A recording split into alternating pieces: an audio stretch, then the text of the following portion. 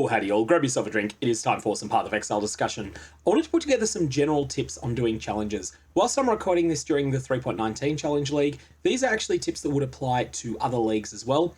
So I wanted to put these out because while I was drafting the 3.19 guides, I found myself wanting to repeat a number of things over and over and over. And so I thought I would put them out into their own video, get them out of the way, and then assume that as knowledge for the actual challenge guides themselves.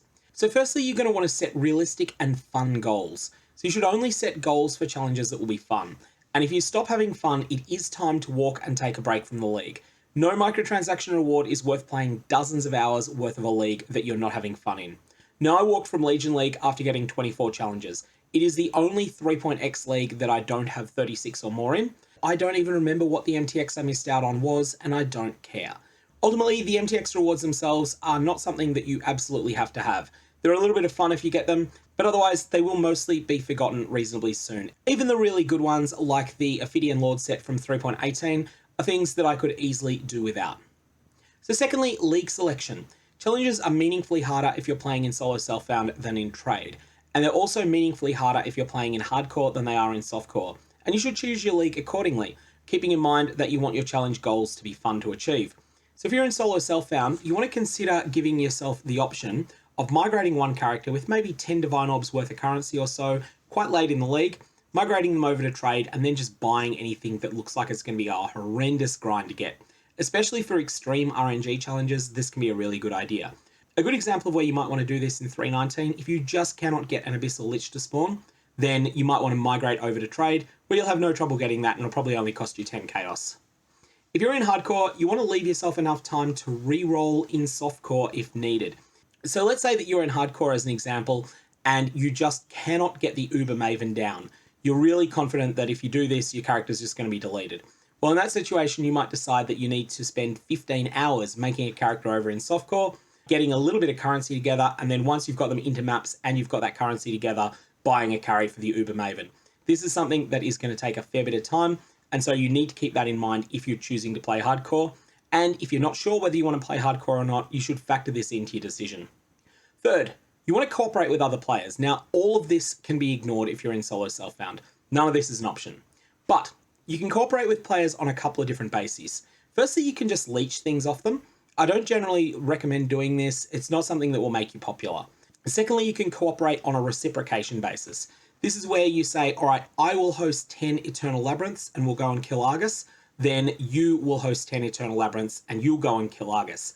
But we'll do these together so that we both get credit for Argus. This is where you're cooperating with someone that has the same goals as you and you're motivated by the same goals. The second option is a transactional basis. This is where you have a lot of experience with the Uber Elder encounter, and so you decide, I'm going to get Uber Elder down to 3% life, and I'm going to have a Culling Strike skill ready. Then I'm going to log out of the fight, and I'm going to invite other people who just want to get carried through Uber Elder, and they're going to give me 50 chaos each, and in exchange for that, they're going to get an easy completion of a fight they might not have been able to defeat. Or alternately, another example of this would be if you help someone else with the Feared encounter, and they give you 20% of the drops as a reward for doing so. Now, grindy challenges are often best done as a reciprocation basis, RNG ones are generally best done on a transactional basis, and difficult combat encounters are generally best done on a transactional basis. So there are four main places that these sorts of things are organized. The first one is in Global 820. This does not allow transactional basis ones. This is only for reciprocation basis. And this is a good place to find other people who are working on challenges. Trade 820 is the second choice, and this is one that is for both transactional and reciprocation basis. Just be aware that Trade 820 doesn't have any real protection against scamming at all. The third and fourth places that this is done are both on Discord. So you'll need to download the third-party program Discord for this, although most gamers tend to have that. Now, the third location is the Forbidden Trove, a Discord that's player run. This is run by a guild that focus on making high-end items in standard. Because they are very good at taking out the trash, the whole place doesn't end up stinking, and it ends up being a more reliable place than Trade 820, although, of course, you need to alt-tab out of the game in order to go there. The fourth location is a competing Discord to the Forbidden Trove, and this is the Path of Exile Services Discord. I know less about this place than I do about TFT because I use TFT myself. Although they provide the same sorts of services, they generally tend to be a little bit more lenient on issuing the banhammers. And as a result, they tend to be a halfway house between Trade 820 and TFT. But by all means, explore all of these options and make up your own mind. That said, even in Trade 820, scams are pretty rare. It's not something that will happen to you all the time. This is definitely not EVE Online. I generally find if you're doing a reciprocation-based service, it's good to find people who are on a similar wavelength to you. I'll have more fun chatting with people in parties doing this and just generally goofing off, being willing to accept it taking 15, 20, 30% longer, as long as we're all having a bit of fun and talking to each other. On the flip side, some people are just more serious. They just want to get these things done and get out of the way. So find people who've got the same interest as you there. And you will notice that TFT in particular tends to be extremely focused on efficiency at the expense of fun. Trade 820 can be a bit more chatty, and Global 820 is chattier again. My fourth tip is to do challenges late, but. So this is not a hard rule. This is something that's going to have exceptions we'll get to in a sec. So your priority generally should be to spend about 70% of your league playtime building up a powerful character and a wealth base. Once you've got this, there's a lot of challenges you can simply throw currency at, and that will make them a lot easier. Or you can just throw a really powerful character at them, and you'll find that this will mean that combat encounters that might be really difficult early in the league become a lot easier. For those of you that are veteran players, you might have a lot of experience doing the Maven.